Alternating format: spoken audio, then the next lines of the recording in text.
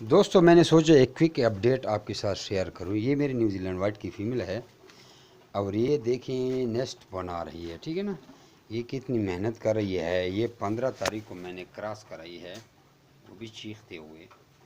तो 15 की क्रॉसिंग के बाद अभी आज गालिबन 6-7 तारीख है।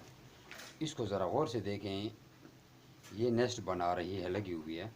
सूखी घास इस टाइम ये खाती नहीं है, कलेक्ट करती है और नेस्ट बनाती है। देखें ये, वो मैंने सासू की घास ओपन डाली थी, ये सारी घास उठा उठा के इधर नेस्ट में लेके जा रही है, क्योंकि इसको पता है कि इसने 15 तारीख से पहले पहले बच्चे देने हैं।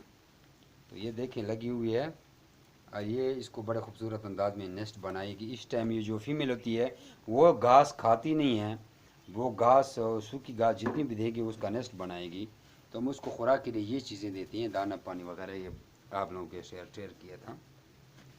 तो ये जितनी भी मादाएँ हैं सबको हमने ये टोकरियाँ दी हैं, क्योंकि अभी हम ब्रीडिंग पर सिस्टम चला रहे हैं। ये सारी न्यूजीलैंड वाइट हैं, तो सबको हमने ये दिए हुए हैं जितने भी हैं। और ब्रीडिंग सिस्टम अब हमने चालू कर लिया, कुछ की मीटिंग हो रही है, बाकी देखे सब ने से हमने ब्रीडिंग सिस्टम अभी चालू कर दिया है।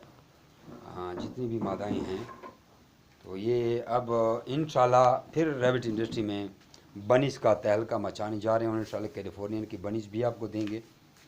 तो माशाल्लाह टेम्परेचर आप देख लें, ये टेम्परेचर है 26.4। तो टेम्परेचर भी ठीक है, नॉर्मल है। और सब ये रेबिट्स अभी ब्रीडिंग स्टार्ट कर रहे हैं।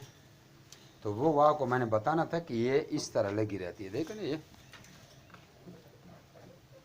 कुछ नए मेंबर जो उनको मालूमात नहीं होगी, ठीक है जी। ये लेके आ गई है। जब मेरे बेट फार्म को ज्वाइन करें, सब्सक्राइब करें और शेयर करें, तो मज़ीद लेटेस्ट वीडियो आपको मिलती रहेगी।